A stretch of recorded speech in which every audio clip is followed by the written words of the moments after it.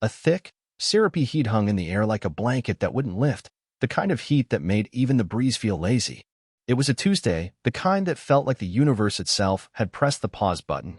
And for me, Dr. Jordan McCall, a newly arrived tech entrepreneur from Silicon Valley turned small-town resident, it was the perfect day for a swim. Harmony Glade wasn't the type of place where you'd expect drama. It was supposed to be quiet, idyllic even. The kind of town where people waved from porches, kids sold lemonade under oak trees, and folks kept their business to themselves.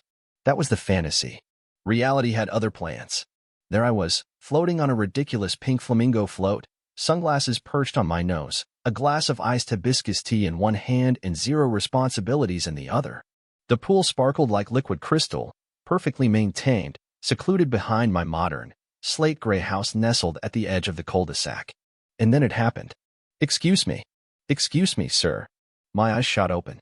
Standing at the far edge of my backyard, just on the line where the wrought iron fence curved around the patio, was a woman who might as well have stepped out of a meme. Blonde bob so sharp it could cut glass. Over-accessorized pastel outfit that screamed HOA president cosplay. And beside her, a man built like a refrigerator with a chin you could crack walnuts on. Buzz cut, tank top that clung to every poorly defined muscle, and the kind of posture that screamed, "I watch cop shows and take notes." "Yes," I asked, trying not to sound as annoyed as I felt. She marched up to the fence like she owned it. "I'm Valerie. This is my husband, Rick. We've had reports of suspicious activity on this property." I blinked. "Suspicious? You mean like floating in a pool with excessive chill?" She didn't laugh. Instead, her face contorted like she just bit into a lemon. "Don't be cute. We've been watching you, and frankly, we don't like what we see." Rick puffed out his chest. "You don't belong here. This is a family neighborhood." Ah, there it was. I pulled myself up on the float and swam to the edge, towel draped over the chair. "I'm sorry, are you suggesting I don't belong here because—" "You know why," Valerie snapped, crossing her arms. "This neighborhood has standards." I dried my face, still calm. "I bought this property legally, full price, closed 3 weeks ago." "You're trespassing." Rick stepped closer. "Deed or no deed, you're making the area uncomfortable. You're lowering the tone." "I'm lowering the tone by swimming?" Valerie tilted her head. "We don't have to explain ourselves. My husband's in training with the sheriff's department.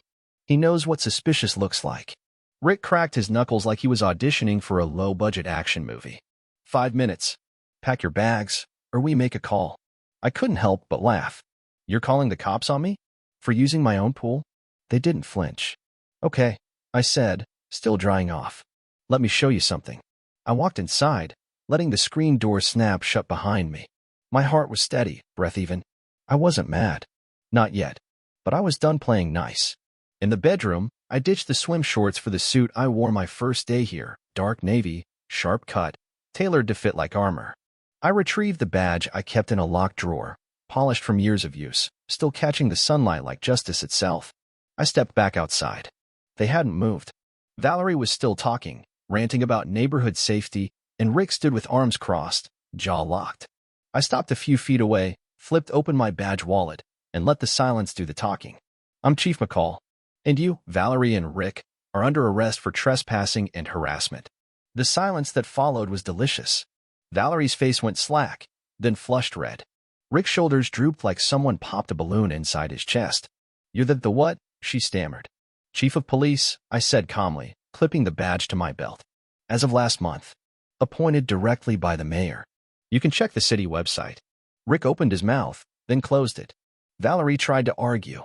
"But he's in training." "That's nice," I said, glancing at Rick. "But I am the law. And right now, you're in violation of it." I pointed toward my driveway. "Let's go. You can explain your reasoning downtown." To their credit, or maybe their shame, they followed. Rick's bravado wilted into silence. Valerie kept muttering about property values and social decay, but her voice cracked halfway through.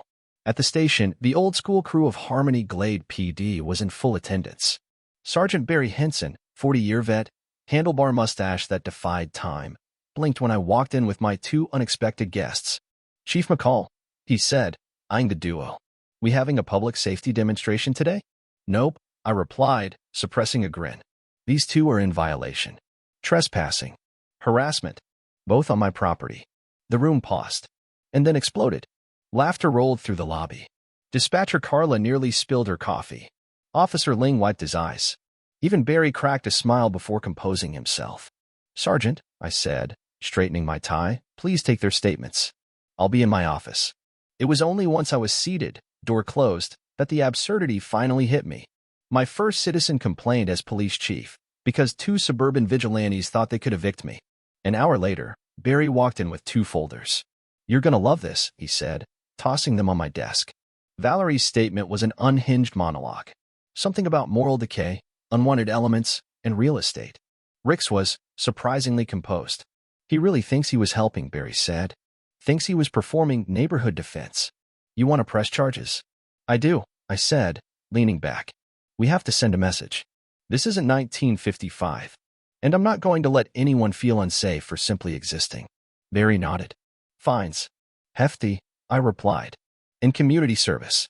Visible. Embarrassing." He grinned. "How about vests? Bright orange. Something poetic." So we did just that. The court fined them $3,500 each, then sentenced them to 100 hours of community service along Harmony Glade's busiest highway, wearing orange vests that read in bold black letters, "I trespassed on my police chief's property." The photos went viral before noon. Valerie tried to spin it into a misunderstanding. Rick claimed mental stress. But the community? Oh, they loved it. People stopped me at the cafe, the barber shop, the gas station just to say thank you. The mayor even called me in. "Jordan," he said, "in 2 weeks, you've cleaned up more than we managed in 2 years." "Just doing my job," I replied. But the real cherry on top? Seeing Valerie and Rick bend over, picking up roadside litter, pretending not to see me as I passed by in my black Tesla.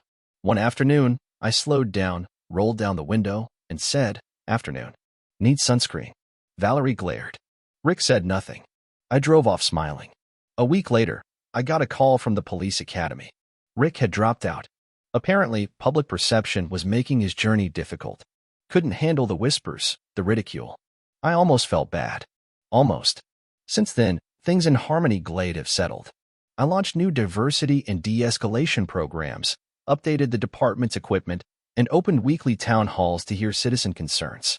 We even partnered with local schools for youth mentorship programs. But I still swim in my pool, and I still keep my badge close.